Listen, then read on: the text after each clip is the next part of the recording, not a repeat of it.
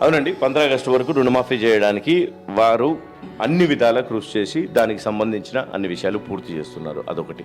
ఇంకొకటి 6 గ్యారెంటీల స్కీమ్ మీద మీరు మేము కరెక్టే 100 రోజుల్లో అమలు చేస్తామన్న మాట నిజం. 100 రోజుల్లో మేము ప్లాన్ చేసుకున్న మాట నిజం.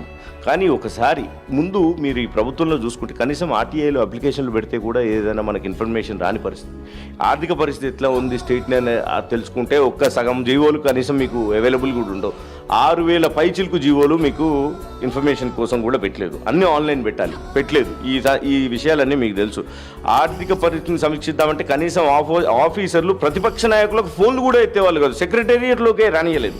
అలాంటి పరిస్థితి ఉన్న రాష్ట్రంలో మేము వచ్చిన తర్వాత మీకు అదే ఇందాక చెప్పింది, సమీక్షలు చేయటం మొదలు పెడితే వీళ్ళు చెడగొట్టారని తెలుసు, కానీ ఇంత చెడగొట్టినని తెలిసే వరకల్లా కూడా మాకు 45 రోజులు పట్టింది.